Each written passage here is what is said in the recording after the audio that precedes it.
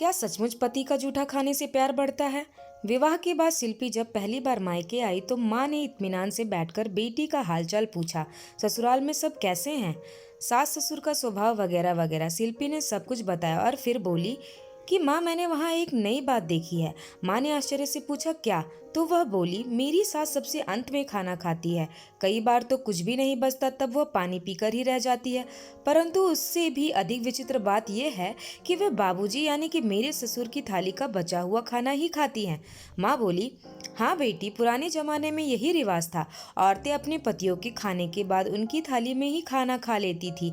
कहा जाता है कि जूठा खाने से प्यार बढ़ता है। लेकिन माँ आप तो ऐसा नहीं करती और पापा भी थाली में कभी जूठन नहीं छोड़ते।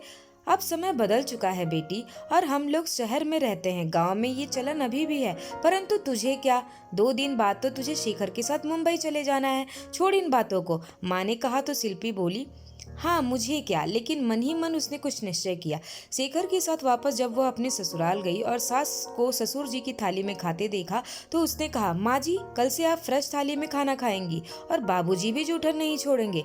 नहीं नहीं बहू, मैं ऐसा नहीं कर सकती। मेरी सास यानी कि तुम्हारी दादी सास भी ऐसा ही करती थी और फिर तुम्हारे बाबूजी भी तो नाराज हो जाएंगे। सीधी और सरल स्वभाव वाली उसकी सास ने जवाब दिया तो वह बोली बाबूजी को मैं समझाऊंगी, पर कल से आप उनकी थाली में नहीं खाएंगी। शिल्पी का देवर वहीं खड़ा सास बहू की बातें सुन रहा था। बोला भाभी माँ का ऐसा करना मुझे भी बहुत बुरा लगता है। हम तो इन्हें समझाते समझाते थक गए हैं। आप यदि सफल हो गई तो क्या, आज रात को ही देख लेना, हंसते हुए उसने कहा।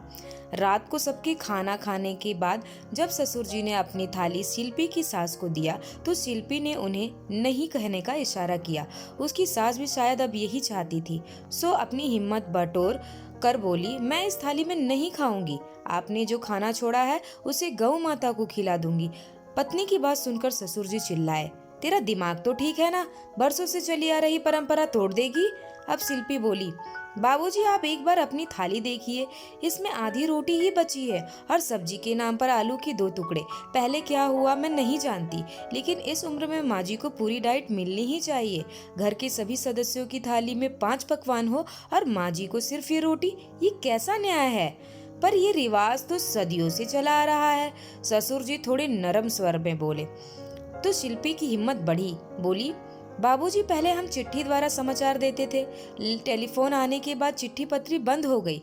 फिर मोबाइल फोन आया तो घर के हर एक सदस्य के हाथ में फोन हो गया। ऐसा होगा ये आपने भी तो नहीं सोचा था, पर हुआ ना।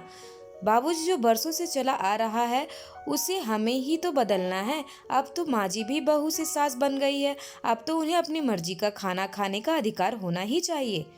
हाँ बहू, शायद तुम ठीक कहती हो। अभी भी शायद, ससुर जी बात पर शिल्पी का देवर हंसते हुए बोला तो सभी हंस पड़े। उस दिन के बाद से शिल्पी की सास भी अपनी थाली में सबके साथ बैठकर खाना खाने लगी और ससुर जी ने भी जूठन छोड़ना छोड़ दिया। वीडियो अच्छी लगी तो सब्सक्राइब जरूर करें। Thank you.